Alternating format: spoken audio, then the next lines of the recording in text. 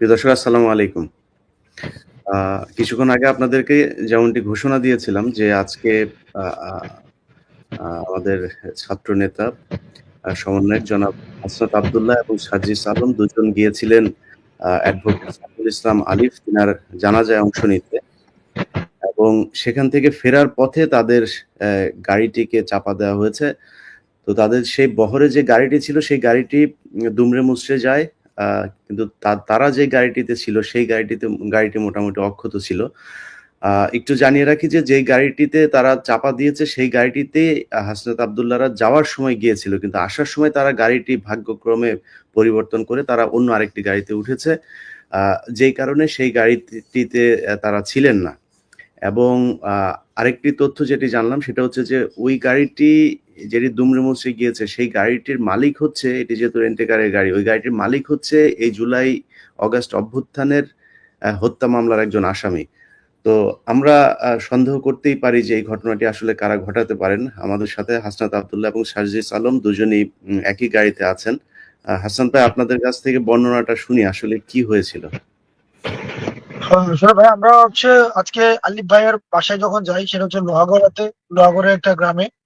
তো আলিফ ভাইয়ের যে জানাজাতে অভূতপূর্ব সাড়া দিয়েছে মানুষ, এবং আপনারা যে জনসমাগম দেখেছেন ৩ কিলোমিটার পর্যন্ত বাইক এবং গাড়ি সেখানে ওই গ্রামে যায়। তো আমরা যাওয়ার সময় আমরা যে গাড়িটি ব্যবহার করি, আসার সময় যেহেতু মানুষের অনেক বেশি ভিড় ছিল, আমরা আলাদা আলাদা ভাবে আসি এবং আসার সময় আমরা যাওয়ার সময় যে গাড়িতে গিয়েছি, আসার সময় আমরা অন্য গাড়িতে উঠেছি। আমরা তবে ৩ টা গাড়ি, চিটাগং এর যারা সমন্বয়ক ছিল, চিটাগং এর যারা স্থানীয় ছিল এবং আমাদের টোটাল ৩ টা গাড়ি ছিল। আমরা এই ৩ টা গাড়িতে আমরা যাই। তো আমাদের ইমিডিয়েট সামনে যে গাড়িটা ছিল, ওই সামনের গাড়িটাকে ট্রাক এমনভাবে সামনে থেকে, যেটা হেড অন যে অ্যাক্সিডেন্ট, এই হেড অন অ্যাক্সিডেন্ট হয়। তো সেক্ষেত্রে আমরা পরে যেটা জেনেছি, আমরা তাকে জিজ্ঞাসাবাদ করা হয়েছে বারবার ড্রাইভারকে। ড্রাইভার অসংলগ্ন তথ্য দিচ্ছিলেন। তার তথ্য এবং বাস্তবতার সাথে কোনো মিল ছিল না। উনি জানিয়েছিলেন যে উনি পণ্য খালাসের জন্য যাচ্ছেন, কিন্তু পণ্য খালাসের কোনো ধরনের যে স্লিপ থাকে বা কোনো ধরনের ডকুমেন্টস থাকে, এগুলো ছিল না। তো এবং দ্বিতীয় যে তথ্যটি সবচেয়ে বেশি স্পর্শকাতর, জুলাই অভ্যুত্থানের হত্যাকাণ্ডের আসামি হচ্ছে এই গাড়ির মালিক। যে গাড়ি বা ট্রাক, যে ট্রাকের মালিক এই উদ্ধারের আসামি। এখন সেই জায়গা থেকে আমরা এই বিষয়টিকে আমরা ইতিমধ্যে বিভিন্ন সময় আমাদেরকে হত্যা করার, প্রতিনিয়ত আপনারা দেখছেন আওয়ামী লীগ, যুবলীগ এবং আওয়ামী লীগের যে সেল, তারা প্রতিনিয়ত কিন্তু আমাদেরকে হত্যা করার, এগুলো ওপেন, তারা ঘোষণা দিচ্ছে, হুমকি দিচ্ছে। একটা বিষয় দেখেন, এত কিছুর পরেও আহ আমরা দেখেছি যে আহ বিগত ফেসিস্ট সরকারের সময় বঙ্গবন্ধু যাকে বলা হতো, যে শেখ মুজিবের 15ই আগস্টে যদি কেউ কালো ব্যাজ ধারণ না করতো, তাও তাকে পুলিশে ধরে নিয়ে যেত। কিন্তু আমরা দেখছি যে এই সময়ে যে আমাদেরকে একদম জনসম্মুখে সোশ্যাল মিডিয়াতে হত্যার হুমকি দেওয়া হচ্ছে, আমরা কিন্তু ওই ধরনের ধৈর্য শক্তি দেখাচ্ছি। আপনারা যদি আমাদের কমেন্ট সেকশনে যান, আমরা কিন্তু কমেন্ট সেকশন আমাদের উন্মুক্ত থাকে। আমরা কমেন্ট সেকশন কিন্তু আমরা বন্ধ করি না। অর্থাৎ তাদের যেই এক ধরনের সরাসরি এই যে হুমকি ধামকি, এই বিষয়গুলো কিন্তু আমরা দেখছি। এবং আমাদের যে ধৈর্য, আমাদের যেই অন্তত পরের মতের প্রতি যে সহিষ্ণুতাটা এবং দ্বিমতের যে সহিষ্ণুতাটা, সেই সহিষ্ণুতার উদারতা কিন্তু আমরা দেখাচ্ছি। আমরা প্রাণ ভয় আমাদের প্রতিনিয়ত রয়েছে, মৃত্যু ভয় আমাদেরকে প্রতিনিয়তই দেখানো হচ্ছে। কিন্তু এই মৃত্যু ভয়, প্রাণ ভয়, এই বিষয়গুলোকে আমরা পরোয়া করি না। আমরা এই পর্যায়ে এই যে এটি যদি হত্যার চেষ্টা হয়ে থাকে, এটি যদি কোনো ধরনের হত্যার চেষ্টার বিন্দু মাত্র কোনো ধরনের সংযোগ থেকে থাকে, আমরা যেটি করেছি, আইন শৃঙ্খলা রক্ষাকারী বাহিনী যারা রয়েছে, তারা তদন্ত সাপেক্ষে বিদ্যমান আইনে প্রয়োজনীয় ব্যবস্থা নিবেন। এর পাশাপাশি আমরা স্পষ্টভাবে বলছি, আমাদেরকে এভাবে ভয় দেখিয়ে, আমাদেরকে এভাবে আহ যে হত্যা করে ফেলবে, সম্ভব না। একজন হাসনাত মারা গেলে কি হবে? একজন সার্জিস মারা গেলে কিছুই হবে না, কিচ্ছু হবে না। একজন আমরা দেখেছি না যে আন্দোলনের সময় পুলিশ খুব দুঃখ করে বলছিল স্বরাষ্ট্রমন্ত্রীকে যে একটা গুলি লাগে, একজন পরে আবার আরেকজন উঠে দাঁড়ায় যায়। তো আমরাও একজন হয়তো মরে যাব, কিন্তু সমস্যা নাই। আরেক জায়গায় আরেকজন হাসনাত দাঁড়ায় যাবে, আরেকজন সার্জিস দাঁড়ায় যাবে, দেওয়া যাবে, কোনো কিছু থেমে থাকবে না। আমরা এই অভ্যুত্থান পরবর্তী যে জীবনটা, এই জীবনটা একটা বোনাস জীবন। এই জীবনটা প্রত্যেকটা মুহূর্তের জন্য, প্রত্যেকটা মুহূর্তের জন্য আমরা সৃষ্টিকর্তার প্রতি কৃতজ্ঞ। আমাদের প্রাপ্তির কিছুই নাই। সৃষ্টিকর্তা আল্লাহর কাছে আমরা কৃতজ্ঞ। তবে আমাদেরকে ভয় দেখিয়ে আসলে লাভ নাই। কারণ শহীদের তামান্না নিয়ে আমরা রাস্তায় এসেছি।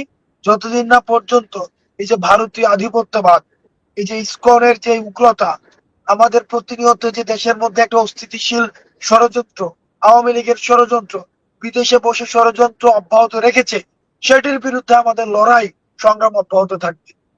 জি, সার্জিস ভাই, সার্জিস ভাই শুনছে তো না? হাসনাত ভাই, সার্জিস ভাই কি শুনছে আমার কথা? সার্জিস পিছনে কথা বলছে। আচ্ছা, সার্জিস ভাই, আপনার সাথে আপনাকে একটু শুনি।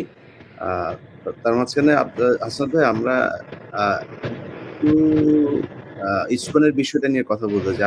আপনারা দেখছেন যে ইসকন যে সন্ত্রাসী কার্যকলাপ চালাচ্ছে, তো এই সন্ত্রাসীদেরকে আসলে মানে মোকাবেলা করার জন্য আমাদের পদ্ধতিটা আসলে এখন কি হবে? আজিজ ভাই, আপনার কাছ দিয়েই শুরু করি, শেষ করি। সেটা হচ্ছে যে ইসকনের পরিস্থিতি আপনারা দেখছেন সারা দেশে তারা কি ধরনের তাণ্ডব চালাচ্ছে। গতকালকে যে কায়দায় একজন মানুষকে জবাই করে হত্যা করা হয়েছে, এরপরেও মানে তাদের ব্যাপারে কি তাদেরকে সন্ত্রাসী সংগঠন হিসেবে চিহ্নিত করা, নিষিদ্ধ করার ব্যাপারে আপনাদের কোনো প্রক্রিয়া আছে কিনা? দেখুন ভাই, আমরা আমাদের জায়গা থেকে একটা জিনিস স্পষ্ট করেই বলেছি। সেটা হচ্ছে যে ধর্ম আমাদেরকে শেখায় যে প্রত্যেক ধর্মের প্রতি শ্রদ্ধাশীল হতে। আমরা আমাদের জায়গা থেকে প্রত্যেক ধর্মের প্রতি শ্রদ্ধাশীল। সে ইসলাম ধর্ম হোক, হিন্দু ধর্ম হোক, খ্রিস্টান ধর্ম হোক, বৌদ্ধ ধর্ম হোক, যেই ধর্ম হোক না কেন।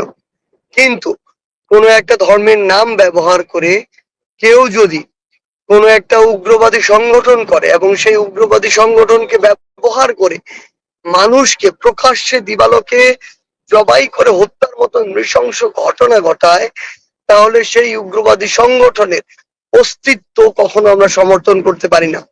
এ কারণে আমরা আমাদের জায়গা থেকে আজকে স্পষ্ট করে বলেছি, এই ইসকন নামক উগ্রবাদী সংগঠন, যার অতীত রেকর্ড যদি আপনি দেখেন, যেই কালো রেকর্ড গুলো এখন বের হয়ে আসছে, যে রেকর্ড গুলো এতদিন আওয়ামী লীগ ধামাচাপা দিয়ে রেখেছিল, সেই রেকর্ড গুলো কিন্তু এখন বের হয়ে আসছে।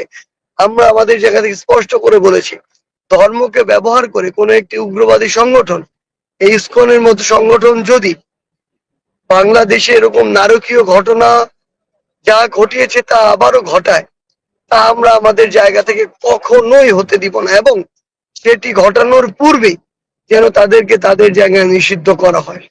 আমরা আরেকটি জিনিস বলি, এই বিষয়ে আমাদের অবস্থান একদম স্পষ্ট।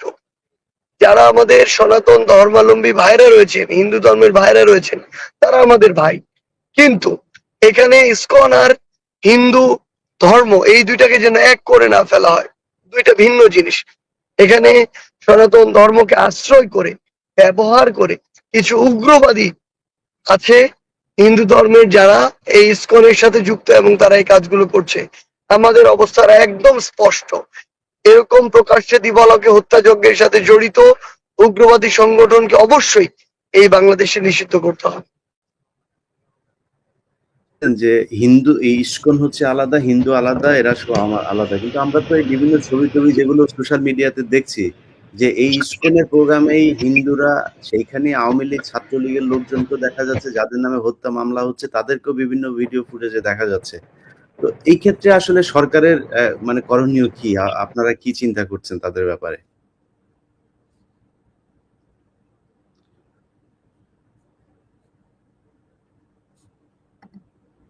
সাজিস ভাই, আপনার ইয়েটা অফ। ভাই আবার যদি একটু বলতেন।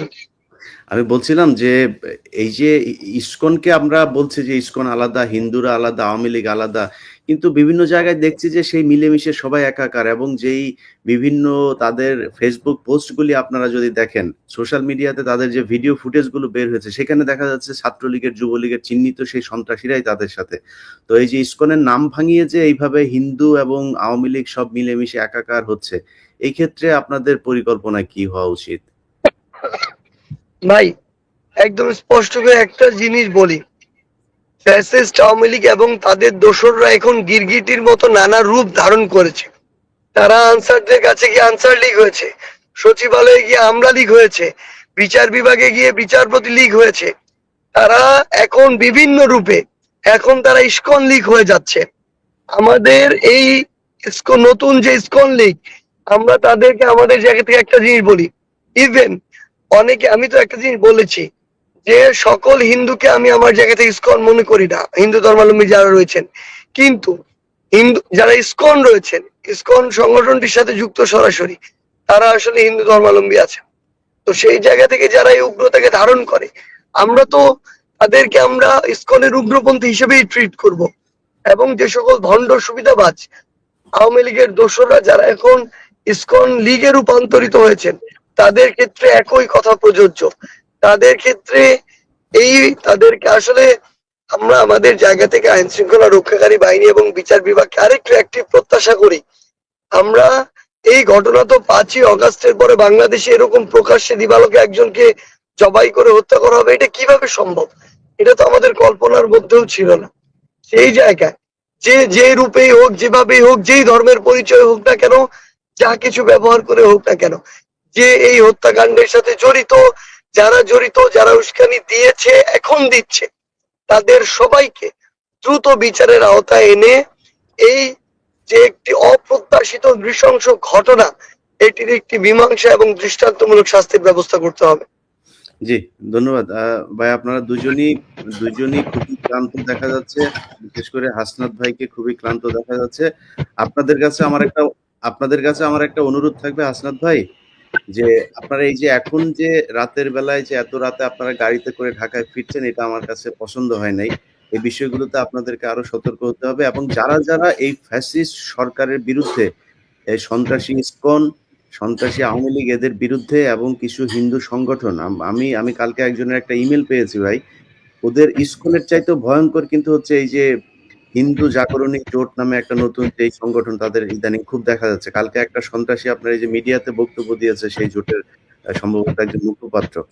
তো এদের ব্যাপারে আমার মনে হয় আপনাদের অনেক বেশি হওয়া দরকার। আমি সেই 2019 সালে আমার একটা ডকুমেন্ট ছিল, সেখানে আমি দেখিয়েছিলাম যে এরা কিভাবে সংঘবদ্ধভাবে সেই তাদের নিজেদের